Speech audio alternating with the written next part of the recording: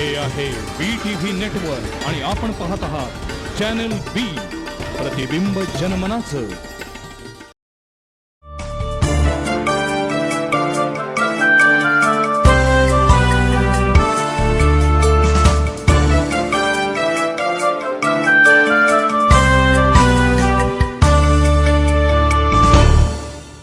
नमस्कार.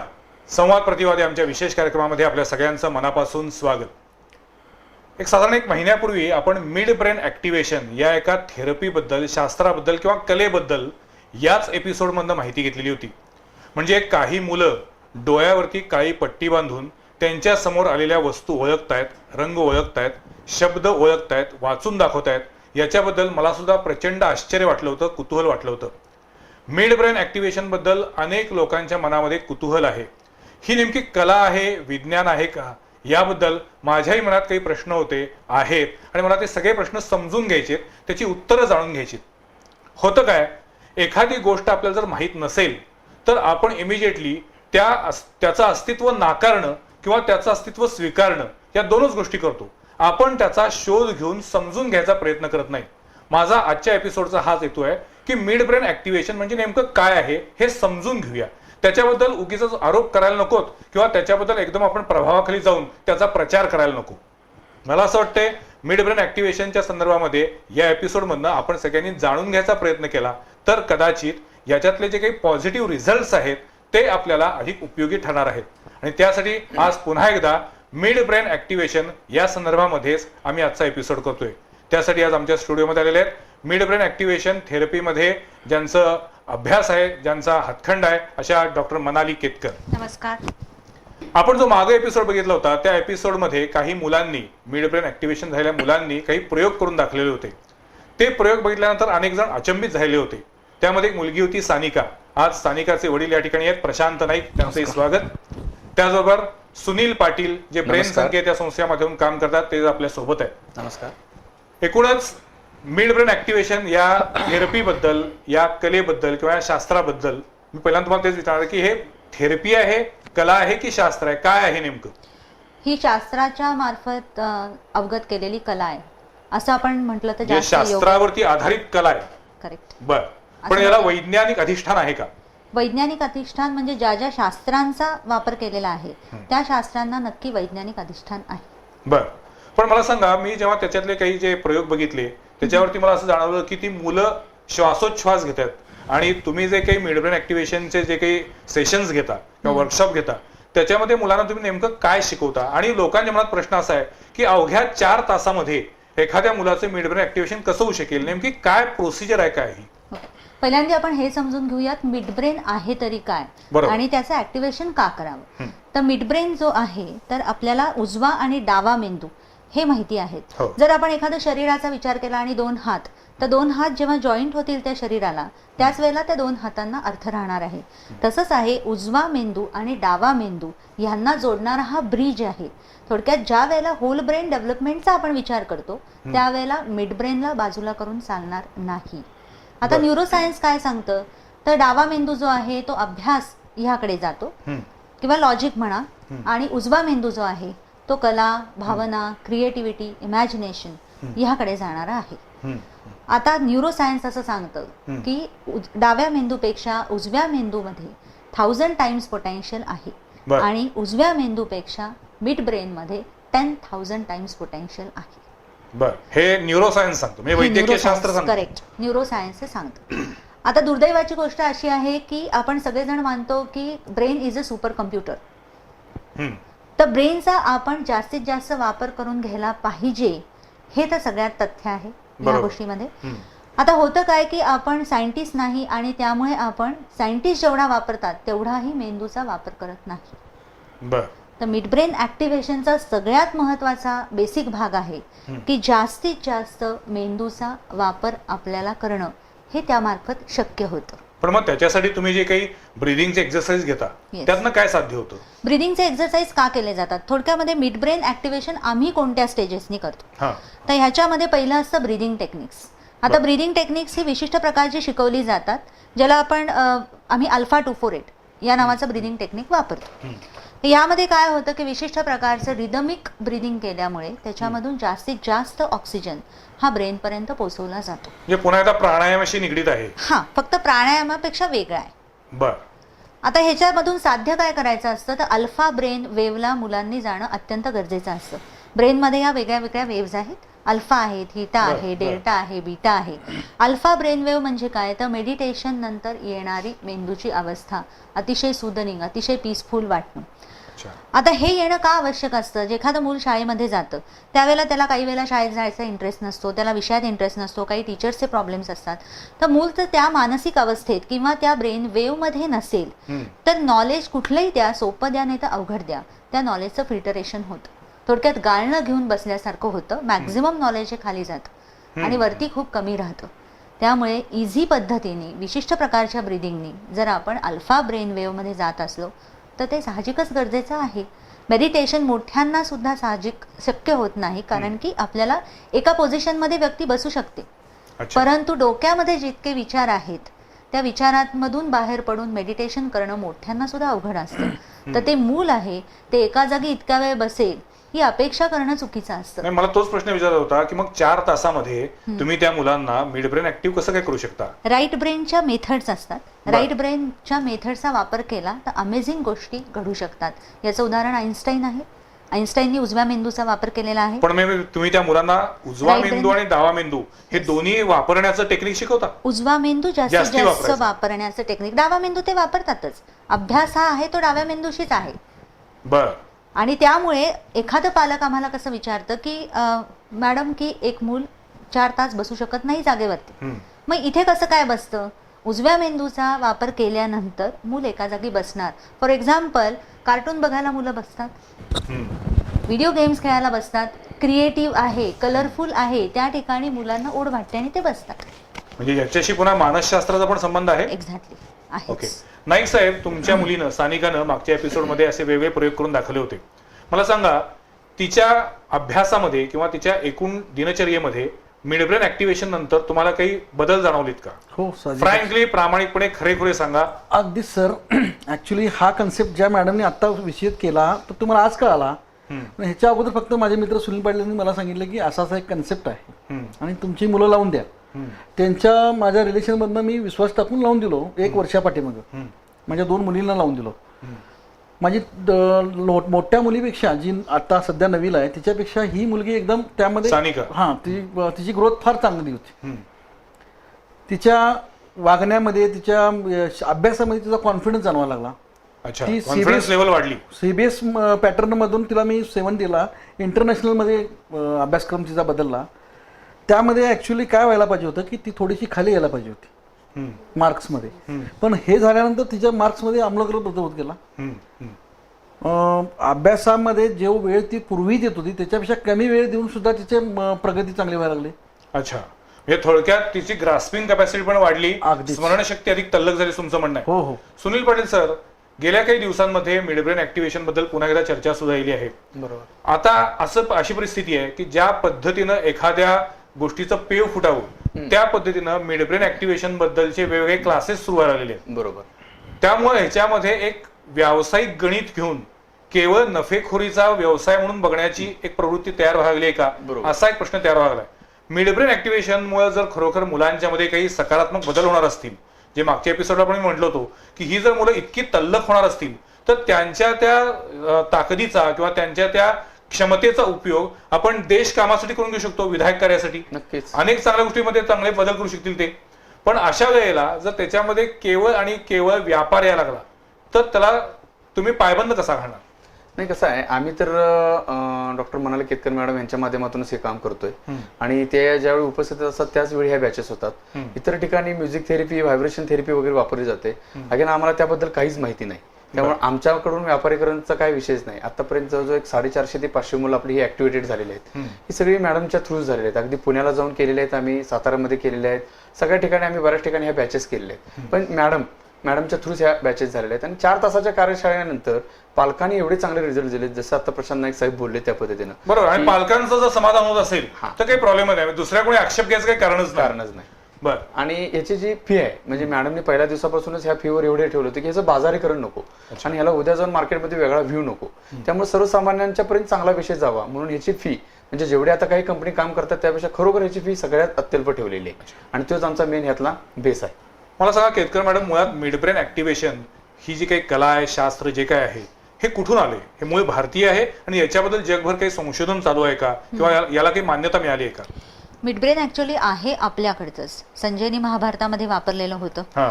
किंवा योगाच्या ज्या विशिष्ट मुद्रा आहेत त्याच्यामुळे त्या मुद्रांचा वापर केला तर अतिशय छान पद्धतीने आपला ब्रेन काम करू शकतो. कॉन्सन्ट्रेशन आणि अटेन्शन वाढतं. ज्याच्यामध्ये ज्ञानमुद्रा ही पहिली मानलेली आहे. ज्ञानमुद्रा किंवा योग मुद्रांचा वापर आम्ही करतो आहे, त्यामुळे ते योगशास्त्र ही आमच्या कोर्समध्ये आलं. त्याचा बेस योगशास्त्र हाच आहे. परदेशामध्ये आपण आपलं टेक्निक त्या पद्धतीने वापरत गेलो नाही आणि परदेशातल्या लोकांनी ते वापरायला सुरुवात केलं, पण ह्याचं मूळ इथूनच आहे. हे सगळ्यामध्ये आहे.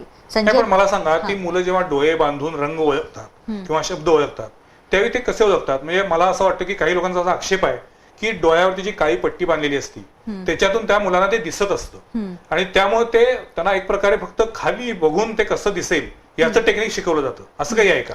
नाही, असं अजिबात नाहीये.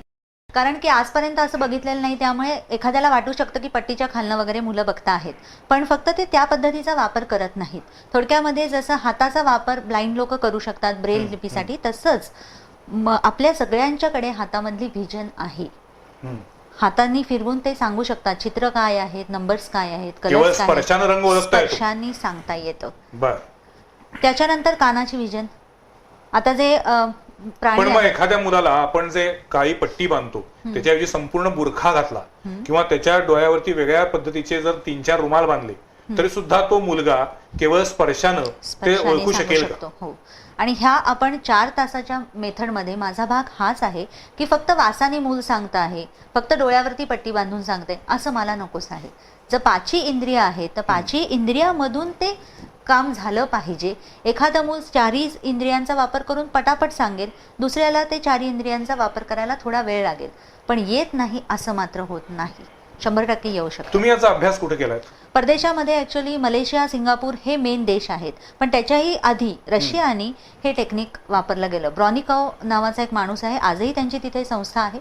फार वेगळ्या पद्धतीने काम चाललेलं आहे त्यांनी. त्यांचे काही डॉक्युमेंट्स आपल्याला बघायला मिळतात इंटरनेटवरती की त्यांनी गनर्सला रातोरात ऍक्टिव्हेट केलेलं होतं आणि त्यानंतर येणारी फायटर प्लेन्स त्यांनी पाडलेली आहेत गनर्सनी. त्याच्यामुळे रशियानी त्याचा वापर केलेला आहे. परंतु आपल्या देशामध्ये मनशक्ती केंद्र आहे लोणावळ्याचं, त्यांचा दुरांत प्रयोग ह्या पुस्तकामध्ये सुद्धा त्यांनी त्याचे संदर्भ दिलेले आहेत की अतिशय जुन्या कालावधीपासून हे टेक्निक वापरलं जात आहे. परदेशामध्ये आम्ही म्युझिक मेथडचा वापर करतो. 100% मी त्याच्यासाठी ॲग्री आहे की अल्फा लेव्हल येण्याकरता म्युझिक आणि म्युझिकमध्ये प्रचंड ताकद आहे, त्यामुळे म्युझिक लावलं जातं. परंतु होतं काय की जसं आपले सेन्सेस, थोडक्यात आपल्याला एखादं म्युझिक लावलं तर आपण ट्रान्समध्ये जाऊ शकतो किंवा आपण झोपतो त्यावेळेला आपले सगळे सेन्सेस त्या पद्धतीने काम करत नाहीत. फॉर एक्झाम्पल गुड नाईट लावलेलं आहे तर गुड नाईटच्या वेळेला आपण झोपतो आहोत तर आपल्याला वास रात्रभर त्याचा येणार नाही. हे जसं आहे तेच होतं की म्युझिकनी जर मूल डीप स्लीपमध्ये गेलं तर त्याचे सगळे सेन्सेस त्या पद्धतीने काम करू शकत नाहीत आणि कुठल्याही एक्सटर्नल गोष्टींचा वापर करून ब्रेनला ॲक्टिवेट करायला पाहिजे हे मला फारसं पटलेलं नव्हतं. सगळं काही इनसाइड त्या ब्रेनमध्ये आहे, तो खजिना आहे आणि तो फक्त बाहेर काढण्याची आपल्याला आवश्यकता आहे आणि त्यासाठी उजव्या मेंदूचा वापर केला तर हा खजिना नक्की बाहेर पडू शकतो. पण जगभरामध्ये अशी कुठली विद्यापीठ आहे का किंवा अशी कुठली संस्था आहे का की जी या मिड ब्रेन ऍक्टिव्हेशन संदर्भामध्ये पूर्ण अभ्यासक्रम राबवते किंवा तुम्ही तसा कुठला अभ्यासक्रम शिकलात का, पूर्ण केलात का? तुमचं अकॅडमिक क्वालिफिकेशन मुळात काय आहे? हां, मी ऍक्च्युली MS आणि डॉक्टरेट केलेलं आहे. बरं, याच विषयामध्ये? नाही, मी फिंगरप्रिंट्सवरनं मेंदू काय विचार करतो ह्या शास्त्रामध्ये केलेला आहे. ब्रेन डेव्हलपमेंट्स हा माझा अत्यंत आवडीचा विषय आहे. फोटोग्राफिक मेमरी किंवा ह्यामधले जे फोटोग्राफिक मेमरीमध्ये तज्ज्ञ मानले जातात डॉक्टर मकोतो शिचिदा, आता ते गेले. त्यांची जपान आणि ऑल ओव्हर द वर्ल्ड, दुर्दैवाने आपल्या देशात फक्त स्कूल नाहीये पण अतिशय ज्यामध्ये छोट्या मागासलेल्या कंट्रीज आहेत त्या ठिकाणी सुद्धा ही शिचिदा स्कूल्स अस्तित्वात आहेत. तिथे काय शिकवतात? Photographic memory. अच्छा, म्हणजे तुम्ही म्हणालात की बोटांच्या ठशांचा? नाही, बोटांच्या ठशाचा अभ्यास मी परदेशामध्ये केला किंवा त्याच्यामधलं संशोधन केलं. माझ्या आधी लोकांनी ह्याच्यामध्ये अभ्यास केलेला आहे हे शास्त्र पण खूप जुनं आहे, हे एक वेगळं शास्त्र आहे असं आपण मिडब्रेनच्या संदर्भामध्ये कुठे असा अभ्यासक्रम नाही मिडब्रेनचा अजून संशोधन काही चालू आहे का? संशोधन नाही, रशियानी वापरलेलं आहे, आपल्याकडचं आहे आणि त्यातली ॲडव्हान्स पद्धत म्हणजे पुस्तकाची फक्त पानं उलटली तर आपल्याला पुस्तकामधून कंटेंटचा आवाज येतो आणि मूल सांगू शकतं. ह्याचं शिक्षण मकोतो शिचिदा द्यायचे. आता ते मकोतो शिचिदा एक्सपायर झालेले आहेत. पण म्हणजे तुमचं असं म्हणणं आहे की मिडब्रेन ऍक्टिव्हेशन हे पूर्णपणे शास्त्रावरती आधारित कला आहे. जर ते वापरलं तर याचं कारण आम्ही ज्या पद्धतीचा वापर करतो आहोत त्यामध्ये योगशास्त्र आहे, त्यामध्ये न्यूरोसायन्सचा भाग येतो की राईट ब्रेनमध्येच का आम्ही काम करतो आहोत आणि ब्रीदिंग टेक्निक्स ह्याचाच फक्त आम्ही वापर करतो. म्युझिक मेथड्सचा वगैरे आम्ही वापर करत नाही.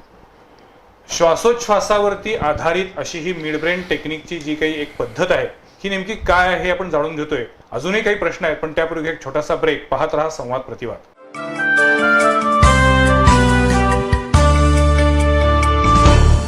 निसर्गाच्या कुशीत हिरव्यागार तुलईत ऐतिहासिक पन्हाळ्यानजीक साकारतय 58 फार्म हाऊसचं परिपूर्ण नगर पूजा ग्रीनलँड. 1, 2 आणि 3 BHKचे 700 ते 1,500 चौरस फुटांचे स्वतंत्र आणि ट्विन फार्म हाऊसेस.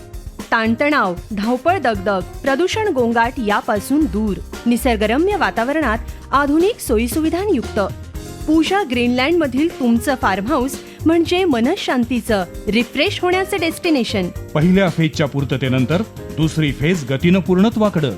त्यामुळं बुकिंगसाठी उशीर करू नका. संपर्क Pooja builders and developers, Bhakti Pooja Nagar, Mangalwar Peth, Kolhapur. Luxury, ambience, taste, facilities. Hotel Chaitali. तुम्ही यावं, तृप्त व्हावं असं नवं हॉटेल. संपूर्ण AC, डिलक्स, सुपर डिलक्स, आलिशान रूम्स. प्रत्येक रूम परिपूर्ण सुख सुविधांनी संपूर्ण. व्हेज नॉन व्हेज डिशेसचं dining, Punjabi, Chinese, Indian, Kolhapuri cuisine. Rooftop party venue, प्रशस्त सुरक्षित पार्किंग. कॉन्फरन्स गेट टुगेदर साठी बेस्ट डेस्टिनेशन हॉटेल चैताली. कोल्हापूरच्या आदरातिथ्याचं आणि सर्वोत्तम सेवा सुविधांचं टॉप क्लास ठिकाण हॉटेल चैताली. शंकर पाटील ग्रुपचा अभिनव प्रकल्प hotel Chaitali, Kadamwadi road, Rajgaurav hall समोर, कोल्हापूर. A1 ब्रांड राजेश मसाले, कोल्हापुर की शान, हर खाने की जान. ओरिजिनल कोल्हापुरी मसाले. A1 ब्रांड राजेश मसाले. A1 ब्रांड राजेश मसाले, कोल्हापुर की शान, हर खाने की जान. ओरिजिनल कोल्हापुरी मसाले. A1 ब्रांड राजेश मसाले. कोल्हापुरात बहरलंय आदरातिथ्याचं झाड. आपुलकीची मुळं, स्वादिष्ट मेनूची पानं फुलं आणि ग्राहक सेवेसाठी सज्ज हॉटेल K3. शिवाजी पार्क सारख्या मध्यवर्ती ठिकाणी शांत परिसरात प्रसन्न वातावरणात साकारलंय veg, non veg, multicuisine restaurant. AC rooms, cafeteria, conference hall यांनी परिपूर्ण देखणं थीम हॉटेल K3. आलिशान रेस्टॉरंट मध्ये मिळेल इंडियन, चायनीज, कॉन्टिनेंटल फूड, अस्सल थाई, चायनीज आणि कोल्हापुरी डिशेस. वेल डेकोरेटेड रूम्स आणि विनम्र सेवा. त्यामुळं हॉटेल K3 म्हणजे सेवा स्वादाची अनुभूती न्यारी. हॉटेल दर्शनी ग्रुपचा नवा प्रकल्प hotel K3, Shivaji park, Kolhapur. निसर्गाच्या कुशीत हिरव्यागार तुलईत ऐतिहासिक पन्हाळ्यानजीक साकारतय 58 फार्म हाऊसचं परिपूर्ण नगर पूजा ग्रीनलँड. 1, 2 आणि 3 BHKचे 700 ते 1,500 चौरस फुटांचे स्वतंत्र आणि ट्विन फार्म हाऊसेस. ताणतणाव, धावपळ, दगदग, प्रदूषण, गोंगाट यापासून दूर निसर्गरम्य वातावरणात आधुनिक सोयीसुविधांयुक्त पूजा ग्रीनलँड मधील तुमचं फार्म हाऊस म्हणजे मनशांतीचं, रिफ्रेश होण्याचं डेस्टिनेशन. पहिल्या फेजच्या पूर्ततेनंतर दुसरी फेज गतीनं पूर्णत्वाकडं. त्यामुळं बुकिंगसाठी उशीर करू नका. संपर्क Pooja builders and developers, Bhakti Pooja Nagar, Mangalwar Peth, Kolhapur.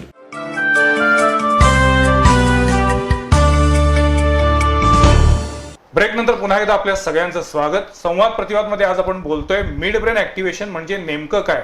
यापूर्वी या विषयावरती आपण एक एपिसोड केला होता पण आज खुद्द पुण्याहून डॉक्टर मनाली केतकर आपल्या सोबत आहेत ज्या मिड ब्रेन ऍक्टिव्हेशनची वर्कशॉप्स घेतात आणि त्याच्यातून त्या मुलांमध्ये काही पॉझिटिव्ह बदल होतात असा त्यांचा दावा आहे. मुलांची स्मरणशक्ती वाढते, मुलांची ग्रास्पिंग कॅपॅसिटी वाढते, मुलांमध्ये आत्मविश्वास वाढतो आणि त्याच्यामुळं मिड ब्रेन ऍक्टिव्हेशनचा आपण सकारात्मक दृष्टीने विचार केला पाहिजे. सुनील पाटील सर, मला तुम्ही सांगा की आता तुमच्याकडे जी काही मुलं ब्रेन संकेतमध्ये येतात त्याच्यामध्ये किती टक्के मुलांमध्ये किती कालावधीमध्ये हा बदल जाणवतो? कारण असं तर नाहीये की 4 तासाचं वर्कशॉप केलं आणि बाहेर आल्यानंतर तो मुलगा धडाधड लगेच डोळे बांधून सगळं सांगायला लागला. ही जादू नाहीये, हे तुम्हीच म्हणताय. हा चमत्कार नाहीये, ही भोंदूगिरी नाहीये. मग याच्यामध्ये तुमचा अनुभव काय आहे की इतक्या कालावधीमध्ये इतक्या टक्क्या मुलांमध्ये पॉझिटिव्ह रिझल्ट दिसली? अगदी जे प्रामाणिकपणे ते खरं सांगा मला. 90 दिवस हा त्याचा मेन पिरियडच आहे. बरं. हा पहिल्या ज्या दिवशी बॅचेस असतात त्याच दिवशी मॅडम हे पण क्लिअर करतात आणि 90 दिवस जो कंटिन्युटी ब्रिदिंग करतात तिथे तुम्हाला 100% रिझल्ट दिसतात. अगदी 100% तुम्हाला रिझल्ट प्रत्येक मुलात दिसतील. पण हा जो पिरियड आहे तो 90 दिवसाचा आहे. पण काही महिने तरी त्याचे ब्रिदिंगचे एक्सरसाइज केले पाहिजे. म्हणजे मला असं वाटतं की जसं एखाद्या मुलाला आपण जिम मध्ये घातलं की त्यानं व्यायाम कसा करावा हे तिथले इन्स्ट्रक्टर शिकवतात. तो आज जिम मध्ये गेला आणि उद्या लगेच सलमान खान सारखी बॉडी करून बाहेर आला असं होणार नाही. तशाच पद्धतीने आहे. 4 तासाचं वर्कशॉप झाल्यानंतर तुम्ही त्यांना फक्त ब्रिदिंगचे एक्सरसाइज शिकवता आणि त्यांना त्यांचं मिड ब्रेन ऍक्टिव्हेशनची एक वाट करून देता. त्यानंतर त्यांनी स्वतः ते डेव्हलप करत जायचे. म्हणजे पुन्हा एखादा कलाकार गायक असेल तर तो जशा पद्धतीने रियाज करेल, किती काळ रियाज करेल, तो किती मेहनत घेईल, त्या पद्धतीने त्याचं गाणं सुधारत जातं. तसंच हा प्रकार. बरोबर ना? म्हणजे याच्यामध्ये सुद्धा सगळ्या मुलांमध्ये एकसारखे रिझल्ट येणार नाही. बरोबर. हे तर अगदी मान्य आहे. कारण बऱ्याच लोकांना असं वाटतं की अशी शंका आहे की अवघ्या 4 तासामध्ये मुलात हा फरक कसा पडणार. तर मला वाटतं 4 तासामध्ये तुम्ही सुरुवात करून देता. बरोबर. तिथनं एकदा तुम्ही मुलांना ते एक्सरसाइज शिकवले की ते एक्सरसाइज करण्यामध्ये मुलांना काही अडचणी आल्या किंवा मुलांना त्याच्यामुळे काही साईड इफेक्ट झालेत, असं कधी झाले? नाही, ह्याचा साईड इफेक्टचा काही संबंधच नाही. कारण ह्यामध्ये फक्त ब्रिदिंग टेक्निक्स आहेत आणि बाकीचे कुठला काही व्यायाम किंवा काही नाहीये. आणि ब्रिदिंग टेक्निक्सनं पूर्वीपासून भारताची परंपरा किंवा भारताच्या अगदी योगशास्त्रात पण आहे की ब्रिदिंगनं कधी कुठलेही साईड इफेक्ट्स नाहीत. उलट ह्या ब्रिदिंगनं होतं काय, ब्रेनला ऊर्जा मिळते आणि ब्रेनला ऊर्जा मिळाल्यामुळे, ब्रेन फ्रेश झाल्यामुळे कोणतीही पुढची गोष्ट ऍक्टिव्हिटी फास्ट करून हे होते, म्हणजे कॅपॅसिटी फास्ट होऊन जाते. त्याच्यासाठी ह्या टेक्निक्स आहेत आणि हे सगळं ते त्या बॅचच्या वेळी मॅडम सगळ्यांना क्लिअर करतात की हे टेक्निक्स का कंटिन्यू तुम्ही करणं गरजेचं. पण मॅडम तुम्ही जेव्हा याची वर्कशॉप घेता, सेशन घेता, त्यावेळेला मुलाच्या बरोबर त्याचे जे पालक असतात त्यांना उपस्थित ठेवता का? हो. सेशन मध्ये पालकांना आम्ही बसून देत नाही. सेशन मध्ये मुलं असतात. मुलांचं एक विशिष्ट वय आपण धरलेलं आहे, 6 ते साधारण 22 वयोगट. आता 22 वर्षापर्यंत होऊ शकतं. 22 वर्षापर्यंत होऊ शकतं. आता 22च्या वरती होऊ शकत नाहीत का, असाही बऱ्याचदा प्रश्न येतो. तर त्याच्या मेथड्स आहेत आमच्याकडे. ॲडल्ट मिड ब्रेन म्हणून आम्ही एक वेगळा वर्कशॉप घेतो, परंतु डोळ्यावरती पट्टी बांधून मोठ्या माणसांना छोट्या मुलांसारखं सांगता येत नाही. मला असं वाटतं की डोळ्यावरती पट्टी बांधून त्या सगळ्या गोष्टी, ते ऑब्जेक्ट ओळखणे हा त्यातला एक एक्सरसाइज आहे. बरोबर. ते काही अंतिम साध्य नाहीये. त्याचं मूळ साध्य जे असलं पाहिजे ते असं असलं पाहिजे असं मला वाटतं की त्या मुलाच्या खरोखर राईट ब्रेनचा वापर होऊन त्याची जी काही IQ आहे तो थोडासा अधिक वाढला गेला पाहिजे. कधी स्मरणशक्ती अधिक तल्लख व्हायला पाहिजे. हे त्याचा मूळ कॉज असला पाहिजे त्याचा. किंवा मी असं म्हणेन की IQ वाढवला गेला ह्यापेक्षा IQ वापरला पाहिजे. कारण बुद्धिमत्ता सगळ्यांकडे आहे, पण बुद्धिमत्ता सगळे दुर्दैवाने वापरत नाहीत. किंवा आपण जे म्हणतो स्मरणशक्ती वाढते, तर स्मरणशक्ती वाढते यापेक्षा काय होतं की मूल ज्या अल्फा ब्रेन वेव्ह मध्ये असतं, नॅचरली त्याचं त्यावेळेला कॉन्सन्ट्रेशन होतं म्हणून समोर जो काही विषय चाललेला आहे तो त्याच्या लक्षात राहतो. तुम्ही सर आता बघा, मला असं म्हणायचं आहे की एखाद्या आपण घरात वावराला लावलेली लाईट गेली, मग त्यावेळी आपण लगेच तिथे थांबत नाही, आपला हात चाचपडून आपण करतो. आणि जर आपल्या पायाखालची जर तो रस्ता असेल किंवा ती जागा अगदी तर आपण समोर टेबल आलाय, मग टेबलला आपण आधार येतोय, त्यावेळी आपण त्याचा वापर करतोय. कधी नॅचरली मॅडमच्या ट्रेनिंग सेंटरमध्ये हेच शिकवलं जाते की तुम्ही कधी पण करू शकता. पण तुम्हाला तुमच्या मुलीच्या बद्दल माझ्या तिन्ही मुलांना समाधानकारक असे तुम्हाला माझी तिन्ही मुलं सर ह्यामध्ये मी ऍक्टिव्हेशन मध्ये घातली. 1 वर्षापूर्वी एक मोठी मुलगी आणि ह्या मुलगी. माझ्या मोठ्या मुलीचं ऍक्टिव्हेशन एवढ्या फास्ट झालं नाही, मी मगाशीच बोललो, पण 2 महिन्यापूर्वी मुलग्याचं केलं, त्याचं हिच्या बरोबरही नाही. पण तुम्ही त्यांच्याकडनं रेग्युलर ते ब्रीथिंग एक्सरसाइज करून घेता. अगदी ते महत्वाचं आहे. तर लोक तेवढं लक्षात ठेवतील की तुमच्या तिन्ही मुलांचं मिड ब्रेन ऍक्टिव्हेशन झालं, पण तुम्ही त्यांचं एक्सरसाइज करून घेता, हे तितकंच महत्वाचं आहे. पालकांनी ह्यामध्ये हाच रोल आहे की जे आम्हाला मिळालं नाही ही कन्सेप्ट आमच्या वयात, पण माझ्या मुलांना मिळाले. मग आता ते मुलांचं वय खेळकर वय आहे, तर त्यांच्यामध्ये हे जाणीव करून दिली पाहिजे की बाबा भविष्यासाठी तुझ्या चांगलं आहे. म्हणून मी आज मुद्दाम मिड ब्रेन ऍक्टिव्हेशन झालेल्या मुलांना इथं बोलवलेलं नाहीये. पुन्हा त्यांचे ते प्रयोग बघितले की आपण सगळे भारावून जाऊ, पण मला त्या भारावलेपणात अडकायचं नाहीये. मला त्याच्या मागचं नेमकं काय शास्त्र आहे हे जाणून घ्यायचंय. कारण गेल्याच आठवड्यामध्ये एका दैनिकामध्ये या संदर्भामध्ये बातमी आलेली आहे. काही लोकांनी, विशेषतः अंधश्रद्धा निर्मूलन समितीने याबद्दल आक्षेप घेतलेले आहे की मिड ब्रेन ऍक्टिव्हेशन हे थोतांड आहे आणि पैसे मिळवण्याचं एक नवीन माध्यम म्हणून याचा वापर केला जातोय. हा आक्षेप आहे. याच्याबद्दल तुम्ही काय सांगा? आम्ही ऍक्च्युली ह्या पैसे मिळवण्याच्या माध्यमातून ह्या कलेकडे बघितलेलं नाही, मला असं वाटतं व्यवसाय करणं हा काही गुन्हा नाही, फक्त त्यात एकच आहे की कुणाला तरी फसवून व्यवसाय होऊ नये ही त्यातली महत्त्वाची बरोबर, बाब अगदी आहे. बरोबर. व्यवसाय करणं किंवा पैसे मिळवणं हा काही गुन्हा होऊ शकत नाही, पण ते करत असताना आपण लोकांची दिशाभूल करता कामा नये, हे बेसिक सूत्र आपण सांभाळलं पाहिजे. बरोबर. तर तुमच्या दृष्टीनं मिडब्रेन ऍक्टिव्हेशन हे शास्त्रशुद्ध कला आहे. करेक्ट. बरोबर हे आहे. शास्त्रांवरती आधारलेली कला आहे आणि त्या शास्त्रांचा आम्ही वापर करतो आहोत. मला इथे एक सांगायचं आहे की जसं आपण सर म्हणाला दैनिकातलं उदाहरण दिलं आहे, तर ज्या काही कंपन्या असतील आणि ज्या काही वेगळ्या मेथड लावून मिडब्रेन ऍक्टिव्हेशन करत असतील तर त्यांच्या मेथड्स बाबत मला तरी माहिती नाही, पण येस माझ्या वर्कशॉपमध्ये शास्त्रांवरती आधारलेल्याच मेथड्सचा आपण वापर करतो, कारण की हा सगळा जो व्यवहार आहे किंवा आपण जे काही डीलिंग करतो ह्या ठिकाणी ते मुलांशी असतं. पण मग तुम्ही पालकांना का उपस्थित ठेवत नाही वर्कशॉपच्या वेळेला? वर्कशॉपच्या वेळेला कारण हा मुलांच्यासाठी असणारा वर्कशॉप आहे. पालकांच्या वर्कशॉपमध्ये पालक उपस्थित राहू शकतात. पालकांचा वेगळा वर्कशॉप आहे आपल्याकडे. बरं. आणि मग त्यावेळेला पालकांना कळतं की मुलांचं हे 4 तासामध्ये होऊ शकतं, पण हेच मोठ्या माणसांना करणं किती अवघड आहे. पण मिडब्रेन ऍक्टिव्ह होतो म्हणजे जी काही पिनाईल ग्लँड मागचे तुम्ही सांगितलं होतं मला, ती नेमकी ग्लँड ओपन होते म्हणजे काय करता तुम्ही? नाही, म्हणजे open- एक प्रकारे जसं आपण बासरीमध्ये हवा फुंकतो आणि मग ती हवा गेल्यानंतर त्याच्यातनं ते वेगळे सूर उमटतात, तशा पद्धतीनं ती जर काही नळी असेल, ती नळी श्वासोच्छवासातून येणाऱ्या हवेतून ओपन होती, असं काय आहे का ते? नळी ओपन होत नाही. नळीमधलं जे मी ट्रान्झॅक्शन अगदी पायाभूत प्रश्न विचारतोय, बरोबर पण आहे. मला माहित नाही म्हणून मी विचारतोय हे. नळीमधून जे येणं जाणं आहे थोडक्यामध्ये हा ब्रिज आहे. उजव्या मेंदूतून डाव्या मेंदूमध्ये उडी टाकण्याची गरज नाहीये. उजव्या मेंदूतून डाव्या मेंदूत जर कनेक्टेड ब्रिज आहे तर त्या ब्रिजवरनं गेलं तर आपले श्रम वाचणार आहेत, इझिली आपण जाणार आहोत आणि ब्रिज असताना ब्रिजचा वापर करणं हे कायमच सोयीचं आहे.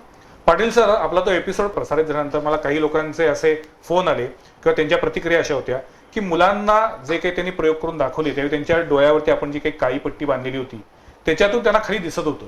तर मला तुम्ही सांगा की एखाद्या मुलामध्ये जर त्याचा चांगला एक्झरसाइज झाला असेल आणि मिडब्रेन ऍक्टिव्हेशन मध्ये तो एका वेगळ्या उंचीवर किंवा एका वेगळ्या स्टेपला जाऊन पोहोचला असेल तुमच्या म्हणण्यानुसार, तर त्यावेळेला त्या मुलाला संपूर्ण बुरखा घातला आपण किंवा त्यानं एखादं पुस्तक डोक्यावर ठेवलं किंवा एखादं पुस्तक केवळ कानापाशी नेऊन वाजवलं, त्यानं ते डोळ्यासमोर आणलं नाही, तरी सुद्धा तो तितक्याच तत्परतेनं ती गोष्ट ओळखू शकेल का, समजू शकेल का, त्याला ते आकलन होईल का? नक्कीच सर. कारण काही लोकांचं म्हणणं असं आहे की डोळ्याच्या वरती जी पट्टी बांधलेली आहे त्या पट्टीच्या खालच्या भागातून त्यांना दिसत असतं आणि म्हणून ते ओळखतात. काही मुलं आपली फार आधीच्या पूर्वीच्या बॅच मधील जी मुलं आहेत ज्यांचे अतिशय चांगल्या रोजच्या रोज ब्रिदिंग चालू आहे, प्रॅक्टिस चालू आहे, ती मुलं हे नक्कीच करू शकतील. तर मला इथं तर काय म्हणायचं आहे, खरं तर मुळात मी म्हटलं असं की हे जे काही प्रयोग आहेत हे प्रयोग सगळे आपण ज्याला म्हणू की बाह्य स्वरूपातले प्रयोग आहेत. अंतर्मनात त्याचा काय उपयोग होतोय हे सगळ्यात महत्वाचं आहे, त्याचा शोध घेतला पाहिजे. नाही, मला तर इथं म्हणायचं आहे की डोळ्यावर पट्टी बांधतो का, तर त्यानं जी एक कला, एक स्किल आत्मसात केली, त्याच्यासाठी ह्याच्याकडे ती स्किल आहे म्हणून ती डोळ्यावर आपण पट्टी बांधतो. आपण ह्याच्यापेक्षा काय वेगळं, म्हणजे आपण कुठले जादूचे प्रयोग तर करत नाही. नक्कीच. आपल्याला फक्त त्याच्याकडे एक स्किल आलेला आहे आणि ह्या स्किलच्या माध्यमातून त्याच्यामध्ये अभ्यासामध्ये पण त्या स्किल बद्दलच ते प्रश्नचिन्ह आहे ना, म्हणून मी तुम्हाला म्हणतोय की त्यानं ते डोळ्यासमोर न ठेवता, मॅडम तुम्ही सांगा मला, डोळ्यासमोर तो ऑब्जेक्ट न आणता, ते पुस्तक न आणता, तो रंग न आणता, तो जर त्याच्या डोक्यावरती ठेवला, तो जर त्याच्या कानाच्या बाजूला ठेवला, तर त्याला तो समजू शकेल का? एवढ्या पात्रतेचे विद्यार्थी तयार होऊ शकतील का? येस, एवढ्या पात्रतेचे विद्यार्थी आपल्याकडे ऑलरेडी आहेत, परंतु त्यांचा कालावधी जो आहे ऍक्टिव्हेशन केल्यानंतर पी हळद आणि हो गोरी अशातलं नाहीये. त्यांनी 6 महिने 1 वर्षाचं प्रॅक्टिस केलेली आहेत. तर पालकांची ही मनोभूमिका असली पाहिजे की माझ्या मुलांनी 6 महिने 1 वर्ष प्रॅक्टिस केल्यानंतर ह्या गोष्टी त्याला पण येऊ शकतात. सर, माझी मुलगी ह्या कन्सेप्टमध्ये 1 वर्ष प्रॅक्टिस केल्यानंतर डोळ्याला पट्टी बांधून सायकल मारते. आता जर खालून दिसत असेल तर तिला अशी सायकल मारायला पाहिजे, पण ती नॉर्मलमध्ये सायकल मारते अगदी रहदारीच्या ठिकाणी. बरं, मगाशी तुम्ही जो पेपरचा उल्लेख केला, ही सांगलीचे आहेत मॅडम, पुण्याचे आहेत, पण माझ्या मुलीची बातमी कोल्हापूर जिल्ह्यातल्या सगळ्या पेपरमध्ये आलती. तर योगायोगानं ग्रामीण पत्रकारांची त्यांची एक मीटिंग होती, त्या मीटिंगमध्ये नेऊन आमच्या स्थानिकानं वेगवेगळे प्रयोग केले. तिथल्या सगळ्यांनी भारावून तिला बक्षीससुद्धा त्यावेळी दिले. त्याच पेपरने ही बातमी देणं मी जरा तो बातमी हा अलहिदा, पण मी मुळात म्हटलं असं की आपण यातला मूळ माझा हेतू काय आहे की लोकांच्या समोर जेव्हा आपण एखादी गोष्ट कला म्हणून, शास्त्रशुद्ध कला म्हणून आपण जेव्हा नेतोय तेव्हा ती नेमकी काय ती समजून घ्यायची आपल्याला. बरोबर. आणि त्याच्यामध्ये जर काही लूप होल असतील तर ते लूप होल्स काय समजून घेऊया. मी म्हटलं की यातले मुलांचे प्रयोग हे वरवरचे एक आपण त्याला म्हणू की डेमॉन्स्ट्रेशन आहे ते, मुळात त्याचा उपयोग कुठे होतो तुम्ही सांगता सर, कुठे कुठे उपयोग होऊ शकतो या? नाही, हे मेजरली मी ज्यावेळी आम्ही 1.5 वर्षापूर्वी आमच्या मुलांचं केलं ते फक्त त्यांच्या अभ्यासामध्ये फरक पडावा ह्याच्यासाठी. अच्छा. आणि एक चांगला मुलांचा आत्मविश्वास वाढावा, ओव्हरऑल प्रत्येक आपल्या घराच्या वागण्यात सुद्धा त्यांचं पॉझिटिव्ह सगळ्या गोष्टी असाव्यात. आणि ह्या मतासाठीच आम्ही पुण्याला पण माझं त्याच्यापुढून म्हणणं आहे की खरोखर मिड ब्रेन ऍक्टिव्हेशन झालेली मुलं जर इतकी पात्रतेनं किंवा इतक्या क्षमतेनं काम करत असतील तर ती देशासाठी खूप काही काही काम करू शकतील, क्रांतिकारक काम करू शकतील. मागच्या एपिसोडला मी तेच म्हटलं होतं की या मुलांना जर आपण सीमारेषेवरती नेलं तर पलीकडे शत्रूच्या गोटामध्ये काय चालू आहे, तिथं काय हालचाली सुरू आहेत, हे ते मुलं इथं बसून सांगू शकतील आपल्याला. 100% भविष्यात काय सॅटिस्फाईड पालक आहेत त्यांचं तर आमच्या बरोबर असं मत झालं की सर 5 म्हणजे जे काय तुम्ही XYZ फी घेता त्या फीच्या कितीतरी पटीनं तुम्ही फार मोठी देणगी आम्हाला दिलेली आहेत. आणि एवढे पालकांचे रिझल्ट चांगले आहेत की काही मुलांचे अनबिलिव्हेबल रिझल्ट आहेत, म्हणजे मार्क्स मध्ये वगैरे. आणि त्यांना तीच पोच पावती आहे आणि तेच ते पब्लिसिटी करत करत हे ऑटोमॅटिकली वाढत चाललेलं आहे. ओके, मला वाटतं मिड ब्रेन ऍक्टिव्हेशन बद्दल अजूनही काही प्रश्न आहेत पण माझा वेळ संपत चाललेला आहे. मी पुन्हा एकदा कधीतरी मॅडमना बोलवणार आहे. मॅडम, काय आहे, जेव्हा एखादी गोष्ट नव्यानं समोर येते तेव्हा त्याच्याबद्दल अनेक वेगवेगळे प्रश्न असतात, उपप्रश्न असतात. त्या सगळ्या प्रश्नांचं निराकरण करणं हे आता तुमची जबाबदारी आहे. कारण तुम्ही मिड ब्रेन ऍक्टिव्हेशन बद्दल जो काही अभ्यास केला आहे तो सर्वसामान्य लोकांना अजून माहीत नाही आहे. त्यामुळे लोकांना ह्याच्याबद्दल कुतूहल आहे, नाविन्य आहे. आणि जेव्हा आपण म्हणतोय की याच्यामध्ये कुठलाही चमत्कार नाही, हे शास्त्रशुद्ध कला आहे, तेव्हा त्यामागचं शास्त्र नेमकं काय आहे हे समजावून देण्यासाठी तुम्ही पुन्हा कोल्हापूरला वारंवार येत जावा. त्याच्यातून लोकांमध्ये जे काही प्रश्न असतील तेही दूर होतील, शंका दूर होतील. आणि त्याहून महत्वाचं म्हणजे एक खरोखर यातनं सकारात्मक अशी चांगली पिढी तयार होईल. नवीन पिढी जर अशा पद्धतीनं त्यांचा, तुम्ही म्हणालात की त्यांची स्मरणशक्ती वाढती आहे, ते तल्लख होत आहेत किंवा त्यांचे सेन्सेस, 6 सेन्स जो मागची आपण बोलतो तो 6 सेन्स वाढत असेल. तुम्ही एक मगाशी मुद्दा म्हणत असा की 6 सेन्स हा प्रत्येकाकडे असतो, प्रत्येक माणसामध्ये प्रत्येककडे असतो. त्याचं आपल्याला उत्तम उदाहरण देता येईल की काही लोकांना इंट्युशननी असं होईल असं वाटतं. तो इंट्युशन हा एक 6 सेन्सचाच भाग आहे. आणि त्यामुळे 6 सेन्स असतो पण आपण त्याला तेवढा चालना देत नाही आणि त्यामुळे त्याचा वापर करत नाही. तेच आम्ही सांगण्याचा प्रयत्न करतोय की मिड ब्रेनच्या मार्फत मिड ब्रेन ऍक्टिव्हेट झाला हे समजण्याकरता डोळ्यावरती पट्टी बांधून ह्या गोष्टी केल्या जातात. आपल्याला रेग्युलर लाईफ मध्ये चमत्कार करायचे नाही तर त्याचा अभ्यासामध्ये, कॉन्सन्ट्रेशनमध्ये, मुलांच्या एकूण बिहेवियरमध्ये, आज जे बाहेर ताणतणावाचं वातावरण आहे त्याचा मुलांवरती परिणाम होतो आहे. भविष्यामध्ये त्यांनी बॅलन्स राहणं, इमोशनली स्वतःच्या इमोशन चांगल्या प्रकारे हँडल करता येणं हे सगळ्यात महत्वाचं आहे. पण हे 4 तासाचं वर्कशॉप एकदाच केल्यानंतर त्यानंतर रेग्युलरली आयुष्यभर त्यांनी जर ते ब्रीदिंग एक्सरसाइज केले तर तो इम्पॅक्ट आयुष्यभर पुरतो का, की पुन्हा विशिष्ट कालावधीनंतर अशा पद्धतीचं वर्कशॉप पुन्हा अटेंड करावं लागतं? नाही, अजिबात नाही. जर त्यांनी ब्रीदिंग करत राहिले तर कम्प्युटरमध्ये प्रोग्रामिंग होतं तर ब्रेनमध्ये पण होऊ शकतं. अच्छा, कम्प्युटरमध्ये प्रोग्रामिंग होतं तर ब्रेनमध्ये का होत नाही? अगदी बरोबर आहे सर. मला असं म्हणायचं की काही ठिकाणी तीच काळी पट्टी का, म्हणून आम्हाला काही ठिकाणी डेमोज वगैरे आमच्या मुलांचे नाही. मी तुम्हाला तेच सांगणार आहे की मला पुढच्या एका एपिसोडमध्ये परत तुम्हाला बोलवायचंय आणि मला त्यावेळेला मुलांना बुरखा घालून बसवायचंय. त्यासाठी तुम्हाला म्हटलं की त्या मुलांनी त्यांच्या डोक्यावरती एखादी वस्तू ठेवून जो काही लिहिलेला असेल तो कागद ओळखावा. आपण त्यांच्याकडनं, मी म्हटलं सर आपण काही त्यांची परीक्षा घेत नाहीये, परंतु या शास्त्राची किंवा या कलेची नेमकी क्षमता किंवा व्याप्ती किती आहे हे आपण तपासून तरी बघू एकदा. नक्कीच. म्हणजे याच्याबद्दल कोणताही किंतु कुणाच्या मनात राहू नये. कारण जेव्हा आपण शास्त्र म्हणतो तेव्हा शास्त्राच्या कसोटीवरती आपल्याला असे वेगवेगळे एक्सपेरिमेंट्स करावेच लागतील तरच ते शास्त्र म्हणून स्वीकारतील. अजून लोकांना आपल्याला फारशी माहिती नाही, मला माहिती नाही आहे. तर मला वाटतं मॅडम तुम्ही या संदर्भामध्ये अधिक आणखी माहिती देण्यासाठी पुन्हा आमच्या स्टुडिओमध्ये या, कोल्हापुरात या आणि मिड ब्रेन ऍक्टिव्हेशन संदर्भामध्ये मुलांच्या, पालकांच्या आणि एकूणच समाजाच्या काही त्याबद्दलची माहिती असेल ती तुम्ही आम्हाला दिलीत तरच याबद्दलची आणखीन जागरूकता वाढून लागेल. आज आमच्या स्टुडिओमध्ये तिन्ही मान्यवर आले, याबद्दल मी त्यांचे आभार मानतो. पुढच्या सोमवारी पाहायला विसरू नका आणखीन एका विषयावरील चर्चा, संवाद, प्रतिवाद मध्ये.